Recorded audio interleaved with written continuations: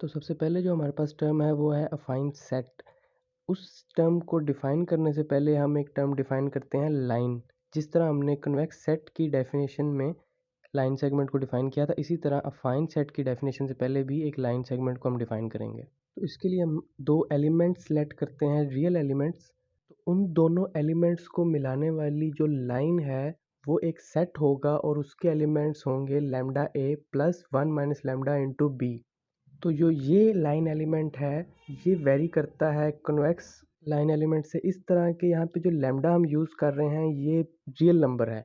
वहाँ पे जो हम लैम्डा यूज़ कर रहे थे वो 0 और 1 इंटरवल के दरमियान में से आ रहा था। तो लाइन एलिमेंट एक इस तरह का सेट हो गया जिसके तमाम एलिमेंट्स उन लाइन पे एग्जिस्ट करते हैं जो इस lambda A plus 1 minus lambda into B वाली टर्म को सेटिस्फाई कर रहे हैं। इसके बाद जो अफाइन सेट की डेफिनेशन है वो एक सेट है जो कि सबसेट है आर एन स्पेस का। वो अफाइन कब होगा जब इसके हर दो एलिमेंट यानी ए और बी वो उनका लाइन एलिमेंट इस सबसेट का सबसेट होगा। तो ये क्लियरली हमें नज़र आ रहा है कि अफाइन सेट की जो प्रॉपर्टीज़ हैं वो सिमिलर करती हैं कन्वेक्स सेट के साथ। तो इसी तरह जो हमने पीछे रिजल्ट किया था कन्वेक्स सेट्स का कि intersection of all convex sets is also convex set, इसी तरह ये जो हमारे पास अफाइन सेट्स होते हैं इनकी इंटरसेक्शन भी लें तो वो भी एक अफाइन सेट होती है। इसके बाद हमारे पास डेफिनेशन है अफाइन हल की।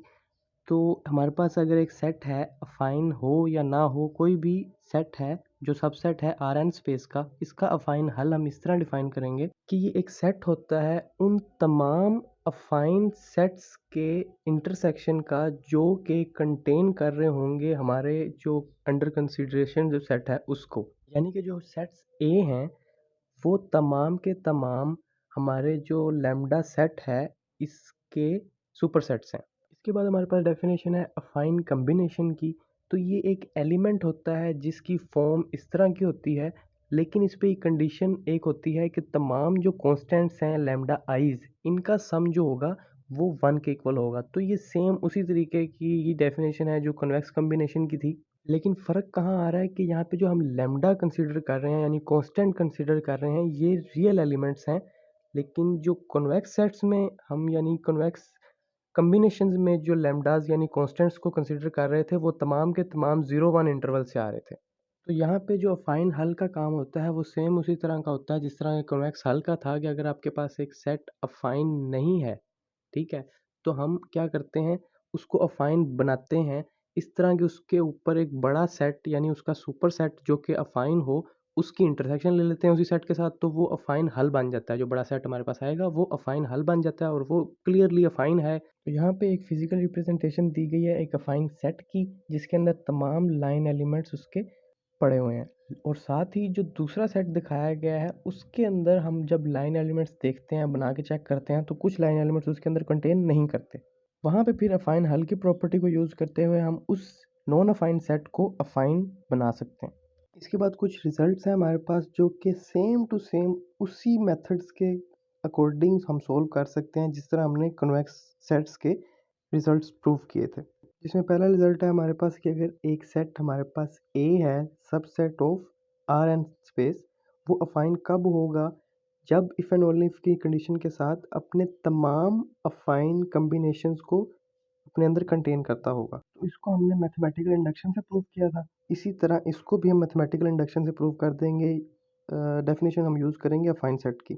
इसके बाद जो हमारे पास रिजल्ट है ये हमें बताता है कि affine subsets of R N subspace. तो अगर हम उन सेट्स का डायरेक्ट सम लेते हैं या उनको किसी स्केलर से मल्टीप्लाई करते हैं तो वो जो न्यू सेट्स आएंगे ये भी हमारे अफाइन सबसेट्स होंगे। तो इस तरह का रिजल्ट भी हमने पीछे प्रूव किया हुआ है कन्वेक्स सेट्स के रिजल्ट्स में, लेकिन यहाँ पे फ़र्क है कि यहाँ पे जो लैम्डा है वो रियल लाइन से आ रहा है।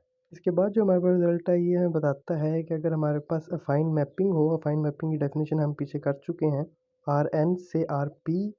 तो अगर हमारे पास एक सबसेट है आर एन स्पेस का उसको हम नाम दे देते हैं लैम्डा का, और दूसरा हमारे पास सबसेट है डब्ल्यू उसको आर पी स्पेस से आ रहा है। ये दोनों सबसेट्स हम लेट कर लेते हैं कि ये दोनों सबसेट्स आर एन और आर पी स्पेस के रिस्पेक्टिवली अफाइन हैं। तो वो सेट जिसका डोमेन सेट लैम्डा होगा उस मैपिंग का जो रेंज सेट होगा वो कह रहा है कि अफाइन है आर पी के अंदर, और जो मैपिंग है बी इनवर्स, इसका जो रेंज सेट होगा जिसकी डोमेन है हमारे पास डब्ल्यू, वो कह रहा है कि अफाइन होगी आर एन के अंदर। ठीक है, अब ये तो क्लियरली नज़र आ रहा है कि बी ऑफ लैम्डा जो होगा, यानी कि बी ऑफ लैम्डा का जो रेंज सेट होगा वो आर पी का ही सबसेट होगा, और बी इनवर्स ऑफ डब्ल्यू का जो रेंज सेट होगा वो आर एन का ही सबसेट होगा, और वो बस हमने प्रूव करना है कि ये फाइन है रिस्पेक्टिव स्पेसिस के अंदर। तो जो ये रिजल्ट था ये भी हमने पीछे प्रूव किया हुआ है जब हम कन्वेक्स सेट्स के रिजल्ट्स कर रहे थे।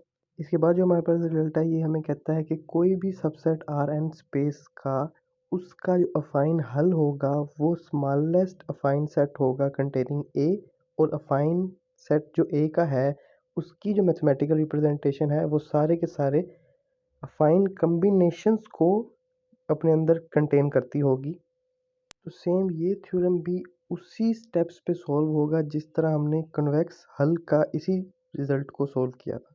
इसके बाद हमारे पास रिजल्ट है वो हमें कहता है कि अगर हमारे पास ए एक सब स्पेस है आर एन स्पेस की, तो इफ़ एंड ओनली इफ की कंडीशन के साथ वही सब स्पेस अफाइन सेट भी होगी जिसमें ओरिजिन कंटेन करता होगा। तो ये एक बहुत ही सिंपल रिजल्ट है जिसके अंदर हम सिर्फ दो डेफिनेशन यूज़ करें तो हमारा रिजल्ट प्रूव हो सकता है।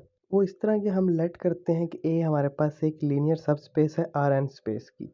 ठीक है, तो जो लीनियर सब स्पेस की जो डेफिनेशन होती है या क्राइटेरिया होता है वो क्या होता है कि हम जो उनका दो एलिमेंट्स लेते हैं उसके, और उनको मल्टीप्लाई करते हैं किसी स्केलर से, फिर उन दोनों न्यू एलिमेंट्स को हम सम की शक्ल में चेक करते हैं कि ये सम उस हमारी सब स्पेस का एलिमेंट है कि नहीं।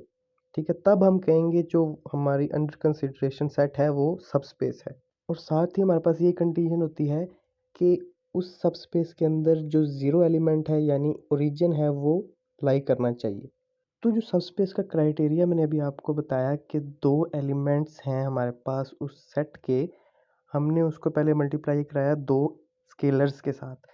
अब हम अफाइन सेट में क्या करते हैं, इसी तरह दो एलिमेंट कोई भी उठाते हैं सेट के अंदर से और उनको मल्टीप्लाई करते हैं दो स्केलर्स के साथ। एक स्केलर क्या है हमारे पास लैम्डा, दूसरा स्केलर क्या है हमारे पास वन माइनस लैम्डा, और यहाँ पे लैम्डा कहाँ से आ रहा है, रियल नंबर है। तो ये भी वही बात ही हो गई कि हम उस स्केलर कम्बिनेशन को और ओरिजिन को ऐड कर रहे हैं, सम अप कर रहे हैं। तो क्या हमारे पास आ रहा है, सेम वही कंडीशन जो लीनियर सबस्पेस की है और जो अफाइन सेट की है, लेकिन फ़र्क क्या है, ज़ीरो कंटेन अफाइन में करना ज़रूरी नहीं है, सबस्पेस में करना ज़रूरी है। तो इसने अफाइन के साथ ये कंडीशन लाजमी कर दी इस रिज़ल्ट के अंदर कि ज़ीरो कंटेन करना चाहिए। इसी तरह ये हमारा रिज़ल्ट प्रूव हो जाता है, और फिर इसका कन्वर्स भी इसी तरह प्रूव हो जाता है, क्योंकि दोनों कंडीशंस आप चेंज करें तो आपके पास रिज़ल्ट प्रूव हो जाएगा। इसके बाद हमारे पास एक क्राइटेरिया है जो कि हमें बताता है कि एक अफाइन सबसेट आर एन का वो parallel to A subspace L of R N कब होगा, जब वो affine set is equal to the sum of some element from that affine set and that linear subspace which we are checking to। तो हम कहेंगे कि जो हमारा फाइन सेट था वो पैरेलल है सबस्पेस एल के। इसके बाद जो हमारे पास रिजल्ट है ये हमें बताता है कि एक आर एन स्पेस का सबसेट अफाइन कब होगा इफ़ एंड ओनली कंडीशन के साथ, जब A minus W is subspace of R N for some W belong to that set which we are checking to affine और नॉट। यहाँ पे जो हमने टर्म यूज़ की है ए माइनस डब्ल्यू, यहाँ पे हमने कंफ्यूज नहीं होना कि ये इस तरह का सेट नहीं है जिसमें से हमने डब्ल्यू एलिमेंट को माइनस किया है, यानी कि इस सेट के एलिमेंट उस तरह के हैं कि ए का हर एलिमेंट माइनस हो रहा है डब्ल्यू के साथ। यहाँ पे हमने कंप्लीमेंट नहीं लिया ए का डब्ल्यू वाले एलिमेंट के साथ, हमने यहाँ पे एक सम का टर्म यूज़ की है। तो इसके प्रूफ में हम सबसे पहले लेट करते हैं कि ए जो सेट था वो अफाइन सबसेट है आर एन स्पेस का। इसका मतलब हमने पिछले अभी थ्योरम किया है कि ए लीनियर सबस्पेस भी है आर एन स्पेस की। तो अब लीनियर सबस्पेस की ये प्रॉपर्टी होती है कि हम उसके अंदर से अगर उसकी हर एलिमेंट में से कुछ एलिमेंट को माइनस करें, कंप्लीमेंट नहीं माइनस करें, तो जो नया सेट हमारे पास फॉर्म होगा वो वाला भी एक सबस्पेस ही होगा आर एन स्पेस की। तो ये चीज़ तो ऑब्वियसली प्रूव हो गई। अब हम लेट करते हैं कि A minus W is subspace of R N space, उसको डिनोट कर देते हैं हम एल एलिमेंट से। तो इसी टर्म को हम क्या लिख सकते हैं, A is equal to W plus L, और वो W plus L is also subspace of R N. क्यों? जो फैक्ट हमने अभी यूज़ किया सब स्पेस के अंदर से, अगर हम हर एलिमेंट के अंदर से हम अगर एक एलिमेंट को माइनस करें या प्लस करें तो वो सब स्पेस के ऊपर कोई फ़र्क नहीं पड़ता, वो भी सब स्पेस ही रहती है। अब जो सब स्पेसिस होती हैं वो अफाइन भी होती हैं, ये हमने पिछले थ्योरम में किया। इससे प्रूव हो गया कि ए जो हमारा सेट था, क्योंकि वो इक्वल था डब्ल्यू प्लस एल के, और वो हमने जब अफाइन प्रूव हो गया तो हमारा थ्योरम भी कंप्लीट हो गया। इसके बाद हमारे पास जो रिजल्ट है ये हमें कहता है कि अगर हमारे पास एक set A is subset of affine subset of Rn space, then it is parallel to the unique subspace L of Rn given by L is equal to a minus A. यहाँ पे भी हमने कंफ्यूज नहीं होना कि यहाँ पे हम कॉम्प्लीमेंट नहीं यूज़ कर रहे, हम यहाँ पे इस तरह का सेट फॉर्म कर रहे हैं जिसके एलिमेंट इस तरह के हैं कि ए सेट के जितने भी एलिमेंट्स हैं उसमें से हमने माइनस किया है दूसरे ए एलिमेंट्स को। तो इसके प्रूफ में सबसे पहले हम फिक्स करते हैं डब्ल्यू एलिमेंट ए सेट से, और उसी के अकॉर्डिंग हम एक लीनियर सबस्पेस जो कि पैरेलल है उस ए सेट के, वो हम लेट कर लेते हैं। पहले तो हम यूनिकनेस को प्रूव करेंगे इस सबस्पेस की। उसके लिए हम दो एलिमेंट्स लेट करते हैं W1 W2, और दो ही सबस्पेसेस लेट करते हैं L1 और L2 के। ये अब यूनिकनेस नहीं है, कॉन्ट्रेरी हम लेट कर रहे हैं, क्योंकि हमने लेट किया है कि ये दोनों सबस्पेसेस एक सेट के पैरेलल हैं तो वो इस कंडीशन को सेटिस्फाई करेंगी।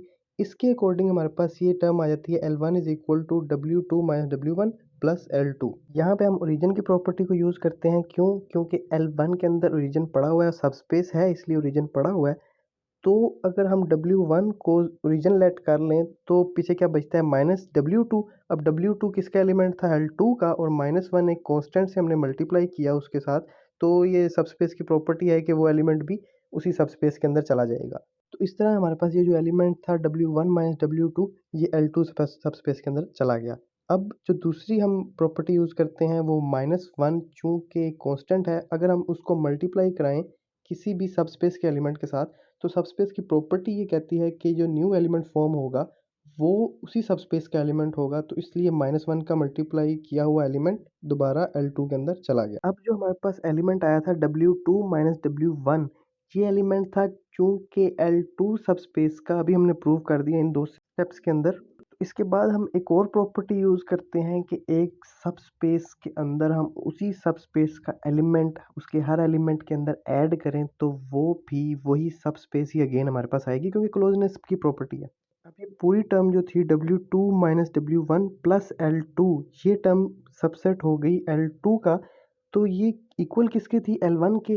L1 सबसेट हो गया L2 के। इसी तरह हम सबसेट प्रूव कर सकते हैं L2 को L1 का, इसी स्टेप्स पे चलते हुए। तो उससे क्या होगा कि L1 is equal to L2 के इक्वल आ जाएगी। तो हम जो यूनिकनेस को हमने कंट्री लेट किया था कि दो अलग-अलग सबस्पेसेस पड़ी हुई हैं जो कि पैरेलल हैं ए सेट के, लेकिन क्या हुआ कि वो एंड पे किसके इक्वल आ गई, आपस में एक दूसरे के इक्वल आ गई, तो यूनिकनेस नहीं रही। इसका मतलब ये है कि कंट्राडिक्शन है हमारी सपोजिशन में। अब हम कह सकते हैं कि जो हमारी सबस्पेस है वो यूनिक थी। अब हमने प्रूव करना है कि जो हमारे पास सबस्पेस है L, वो इक्वल है एक सम एलिमेंट के, यानी A माइनस ए। अब हम लेट करते हैं कि एक अफाइन सेट जो था हमारे पास A, वो लीनियर सबस्पेस L के पैरेलल है, ठीक है। तो L की रिप्रेजेंटेशन क्या होगी, A माइनस डब्ल्यू। अब W चूंकि A का ही एलिमेंट था तो अब ये वही रिप्रेजेंटेशन हो गई, A माइनस ए के एलिमेंट्स बन गए, ठीक है। तो अब ये उसका सबसेट हो गया, यानी कि L जो स्पेस थी वो सबसेट हो गई A माइनस ए सेट के। इसके बाद हम फिक्स करते हैं X एलिमेंट जो कि इक्वल है U माइनस डब्ल्यू के, और यहाँ पे U और W दोनों बिलोंग कर रहे हैं A से। इससे हम ऑब्जर्व करते हैं कि A माइनस डब्ल्यू जो सेट है वो सबस्पेस है पैरेलल टू A। अब A के जो भी पैरेलल सबस्पेस थी वो यूनिक थी और हमने लेट किया हुआ था वो L के इक्वल है। तो हम क्या कहते हैं, A माइनस डब्ल्यू L के इक्वल है। अब जो A माइनस डब्ल्यू का एलिमेंट था X, वो किस में चला गया, L के अंदर। तो हमने जो एलिमेंट लिया था A माइनस ए से, वो अब चला गया है L के अंदर। इसका मतलब है A माइनस ए सेट जो है वो सबसेट है L स्पेस का। यानी कि एल सब स्पेस का। तो हमारी ये दोनों कंडीशंस प्रूव हो गई कि L is subset of A minus A and A minus A is subset of L. इसका मतलब हो जाता है कि दोनों सेट्स आपस में इक्वल हैं। तो हमने जो प्रूव करना था वो हमारा रिजल्ट प्रूव हो चुका है। Thank you. आई होप आप लोगों को समझ आई होगी। अल्लाह हाफिज़।